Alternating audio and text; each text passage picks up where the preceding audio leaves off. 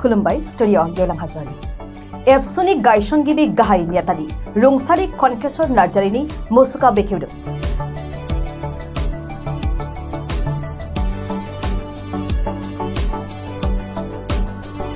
क'क्राझार जिल्ला रामफलबिल दखरा एबसुनि आटियाबारि तिनिआलियाव बिटिसि सरकारनि अनसुंथाइजों लुनाय एबसुनि गायसनगिरि गाहाय नेतानि खनकेश्वर नार्जारिनि मुसुखाखौ दिनै बेखेवनाय जायो।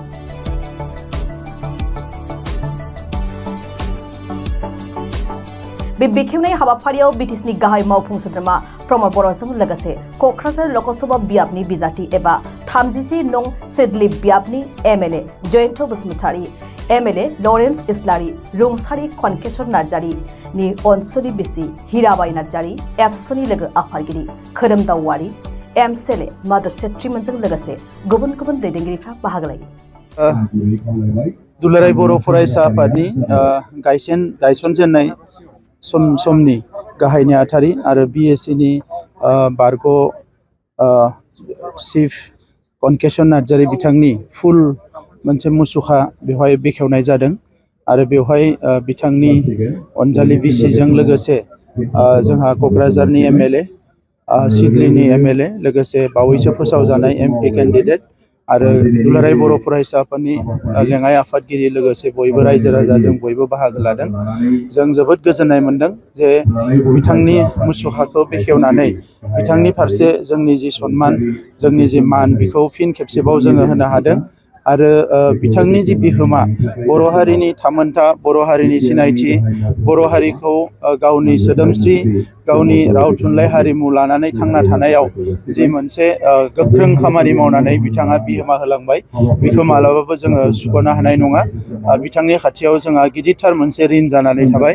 दा बिथां गेदेमाया अरायसम सोरगोआव जाहाथे आलो गोजोनै थायो बिनि थाखाय आं आर'ज गाबो आरो फैबाय थानाय समाव बे मुसुखा बेखेवनायजों लोगोसे आरोबाव गोबां हाबाफारि दङ जोङो बेखौ मावलांबाय थागोन।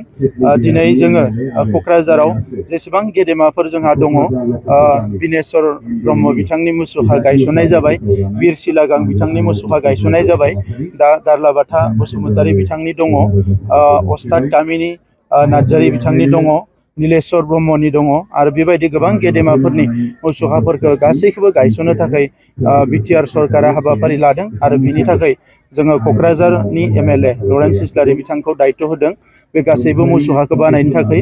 आं मिजिंथियो जोंनि सरकारनि समावनो जोंहा गासैबो जिखिनि गेदेमाफोर रुंसारि जालांबाय सोरबा मुंख्लं जालांबाय बिथांमोननि गोसोखांथिखौ जोङो लुफुंजोबनो हागोन आरो बर' हारिनि इयुनाव जोंनि फैबाय थानाय जोलैनो जोंनि जारिमिननि बाथ्राफोरखौ रोखा रोखा बुंलांनानै बिथांमोना जाहाथे इयुनाव जोंनि जांख्रिथाय जोंनि सोमावसारनाय जोंनि हारि दानायनि बाथ्राफोरखौ इयुनाव दैदेनलांबाय थानो हायो बिनि थाखाय आङो गिदिरथार मोनसे मिजिं आंनि गोसोआव दङ। दा बे हिसाबै दिनैनि बे हाबाफारिखौ मोजाङैनो खुंनायनि थाखाय क'क्राझार जिल्ला एबसु ओनसोलनि गासैबो रायजो राजा बयनिसिमबो आं साबायखर बावबाय। नमस्कार, मैं doctor Pratibha Pasari Agarwal, IVF specialist at Apollo Fertility Guwahati. मैं जनाब विचारिছো जे मैं क'क्राझार अपोलो डायग्नोस्टिकत 23 मार्चत आহি आছো दुपरिया 12টা বজাৰ পৰা এটা বিনামূলীয়া নিসন্তানতা কেম্প লৈ পেলাই যাৰ এনেকুৱা ধৰণৰ প্ৰব্লেম আছে নিসন্তানতা প্ৰব্লেম আছে আহি পেলাই মোৰ লগত আলোচনা কৰি পেলাই চিকিৎসা কৰিব পাৰে।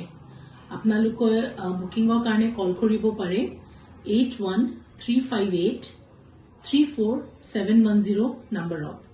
আকৌ একবাৰ কৈছো 8135834710 ফোন নম্বৰত কল কৰি পেলাই আপোনালোকৰ এপইণ্টমেণ্টটো বুক কৰিব পাৰে।